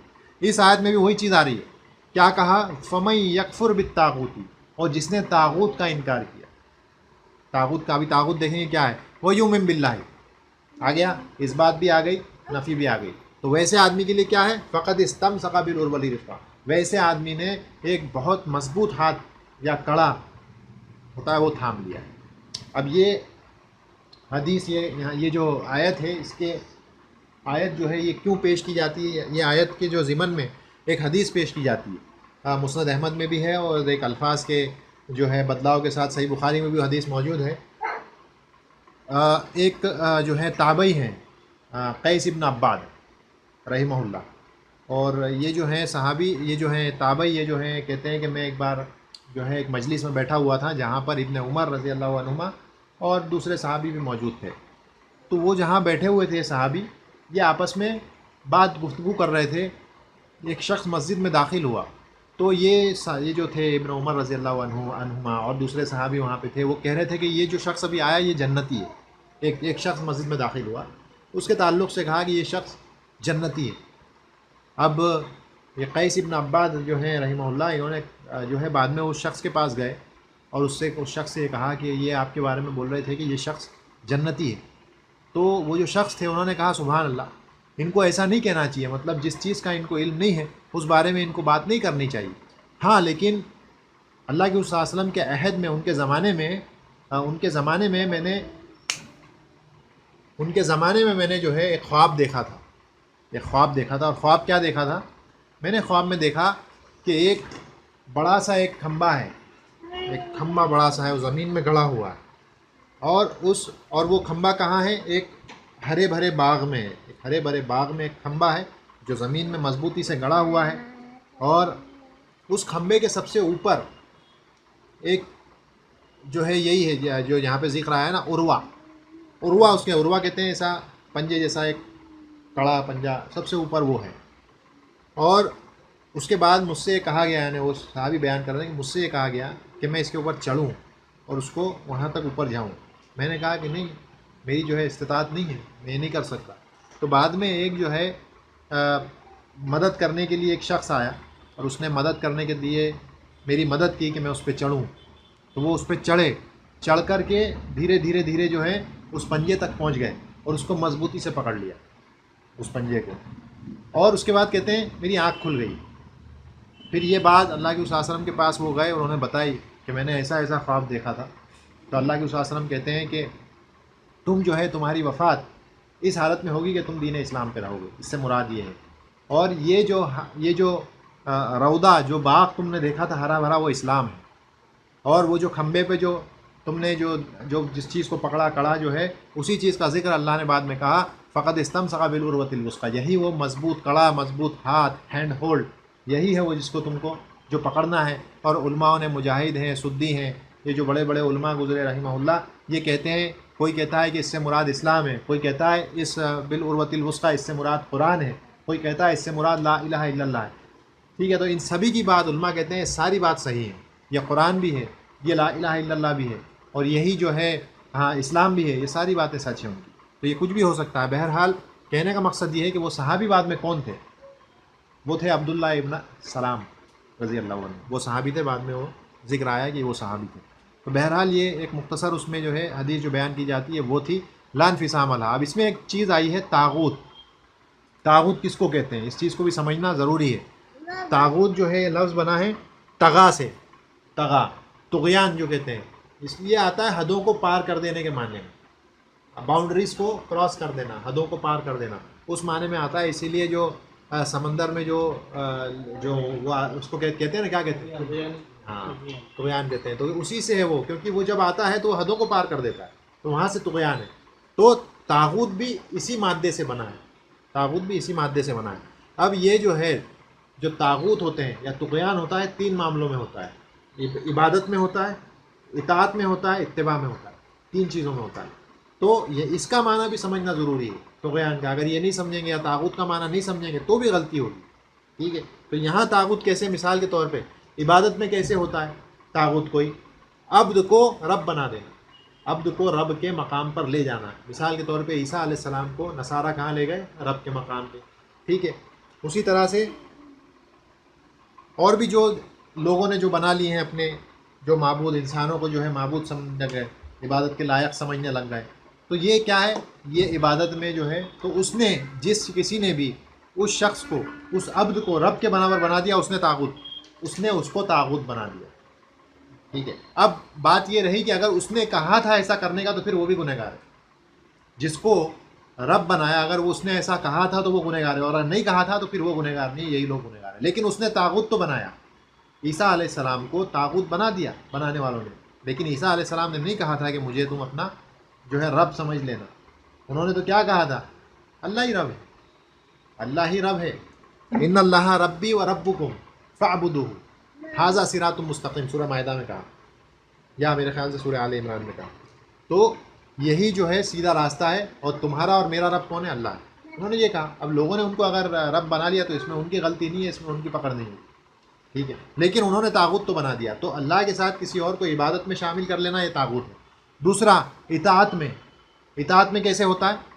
مثال کے طور پہ ماں باپ کی اتنی فرما برداری کرنا کہ اگر وہ کہیں کہ نہیں تجھے جا کر کے سجدہ کرنا ہی ہے میرے ساتھ, تیرے کو چلنا پڑے گا اجمیر بیٹا. تب اگر بیٹا اجمیر گیا تو اس نے پھر اپنے ماں باپ کو اطاعت میں طاغوت بنا دیا. ماں باپ کو اطاعت میں طاغوت بنا دیا. اس کو کہتے ہیں اطاعت میں کسی کی بات جو ہے مان لینا, کسی کے حکم کو مان لینا خلاف قرآن سنت کے. ایسی کسی کی بات کو ماننا جو قرآن سنت کے خلاف ہو اس کو کہتے ہیں طاغوت بنانا اطاعت میں. یہ دوسری چیز ہو گئی. اتباع میں بھی طاغوت بنا سکتے ہیں. اتباع میں طاغوت کیسے؟ اتباع کسی کی پیروی کرنا ایسی صورت میں کہ جب وہ قرآن سنت کے خلاف ہو, کسی کی بھی پیروی کرنا, چاہے وہ کوئی ولی ہو اللہ کا یا کوئی پیر ہو, جو بات اس نے نہیں کہی اور آج معروف ہو گئی ہو کہ اس نے کہی ہے لیکن اس نے نہیں کہی, لیکن اس کی نام پہ جو ہے اس کی جو ہے پیروی کرتے ہوئے اس راستے پہ چل پڑنا, یہ جو ہے اتباع میں طاغوت بنا. تو ویسے آدمی کو طاغوت بنا لیا. تو طاغوت کا معنی صرف یہ نہیں ہے کہ کوئی جو ہے بتوں کو صرف طاغوت سمجھا جائے. آپ کبھی کبھی انسان طاغوت اپنے ماں باپ کو بھی بنا دیتا ہے. عیسیٰ علیہ السلام کو جیسے نصارہ نے طاغوت بنا دیا, حضرت عزیر کو جیسے یہودیوں نے طاغوت بنا دیا.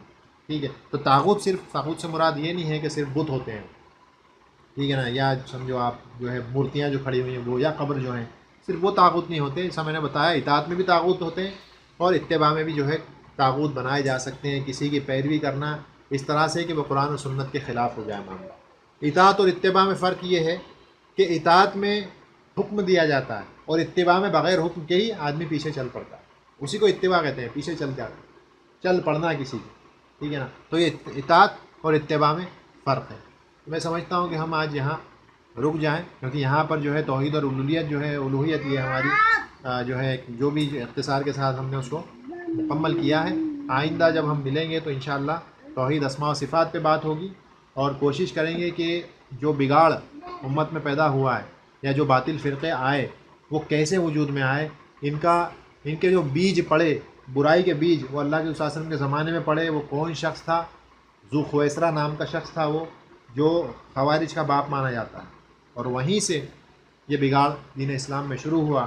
تو بڑے اختصار کے ساتھ ہم وہ اللہ کے رسول صلی اللہ علیہ وسلم کا دور دیکھیں گے. اس کے بعد حضرت عمر کا دور ان کے ساتھ جو ہوا، ان کو مارا، شہید کیا گیا، وہ دیکھیں گے. اس کے بعد عثمان کی شہادت، بڑے اختصار کے ساتھ کیا معاملات پیش آئے، کس طرح سے یہ جو آج جو بھی گڑھ گڑھ کر کے ہمارے سامنے پیش کر دیا جاتا ہے، کتنی حقیقت ہے اس میں. اور اس کے بعد جو ایک فرقے جو ہے عروج پہ آنا شروع ہوئے اس دور کے بعد، ان کے تعلق سے بات کریں گے. کون کون فرقے آئے، کس طرح سے اسماء و صفات میں بگاڑ پیدا ہوئے، اہل سنت و جماعت کہاں پہ کھڑے ہیں. انشاءاللہ ان ساری باتوں کو ختم کر کے پھر امام بخاری کی سیرت پہ انشاءاللہ ہم جائیں گے، اور پھر اصل کتاب پر جانا شروع کریں گے. تو اللہ سے دعا ہے کہ اللہ ہماری کوششوں کو قبول کرے اور ہمیں جہنم کی آگ سے بچائے، جنت الفردوس میں اعلیٰ سے اعلیٰ مقام عطا فرمائے. آمین. سبحانک اللہم و بحمدک، اشہد ان لا الہ الا انت، استغفرک و اتوب الیک.